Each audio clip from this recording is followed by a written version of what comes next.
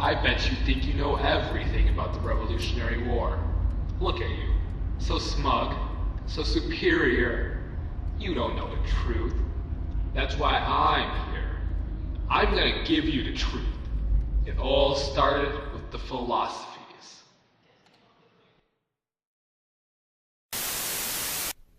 Here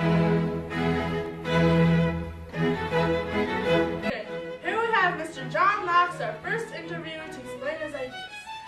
Yes. Well, I believe that people have natural rights. The rights to life, liberty, and property. I also believe that democracy... Next we have Voltaire! I am the magnificent Voltaire. I believe that it is most definitely necessary for people to have the right to free speech. Women's rights. Hi, we're sorry to report that Saeed had a bit of a mental breakdown due to that little transmission, but let's carry on. I am Baron de Montesquieu.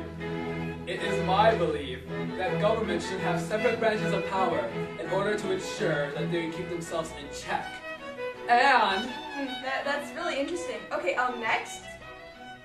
I am the marvelous Jean-Jacques Rousseau.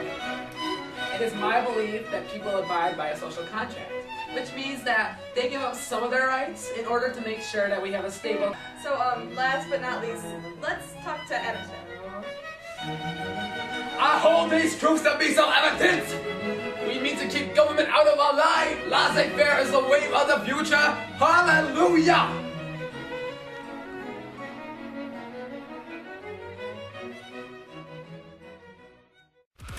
Yo, Skrill, drop it hard!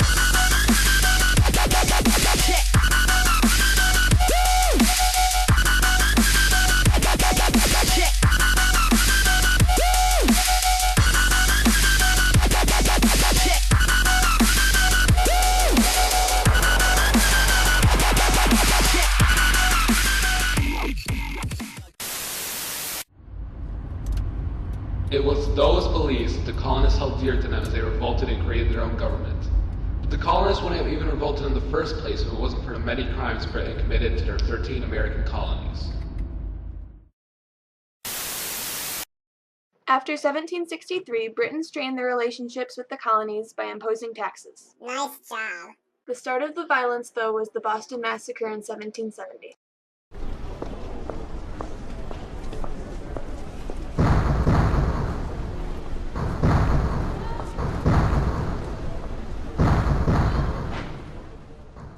In 1773, the colonists finally pushed back in protest. They dumped boxes and boxes of tea into the ocean. Hey Bryn, you wanna know what I think about your precious tea? Well, look at this. The colonists eventually set up the Continental Congress to deal with these issues. The Congress's solution was to form a Continental Army with George Washington at the head. But that army wasn't too successful. The British were winning many of the battles. The Americans weren't about to give up, though. Oh no. Instead, on July 4th, 1776, they, mostly Thomas Jefferson, wrote the Declaration of Independence, where they pledged their existence to separation from their oppressive British overlords. You going down, Britain? Mm-hmm. This document not only listed all of the British offenses, but also talked about the fundamentals the new country was to be built upon, like popular sovereignty, the idea that all government power comes from the people, and the three John Locke ideas of life, liberty, and property, or in this case, the pursuit of happiness. Despite this, some colonists remained loyal to the British. Can you guess what these people were called? Can you? They were called Loyalists, but nice try. Anyways, in 1777, the Americans finally beat the British in the Battle of Saratoga, which gave them the support of the French. Bonjour, mon Americans. The French helped the Americans greatly. By 1781, Washington, the Continental Army, and a French fleet forced the English to surrender at Yorktown, Virginia. 2 years later, in 1783, the Americans, the British, and the French signed the Treaty of Paris in none other than Paris. And thus, the Revolutionary War was over.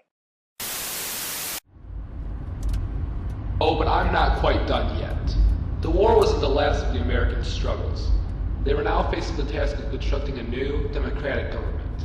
With their first try, the Articles of Confederation, they failed. The Americans needed a stronger government. They needed a federal republic, or our government where power is divided between the national government and the states. The different states sent delegates to write a document that would create this government, a document we now know as the Constitution. Before the states accepted this document, though, an addition had to be made. This addition, the Bill of Rights, gave Americans the personal rights they so desired.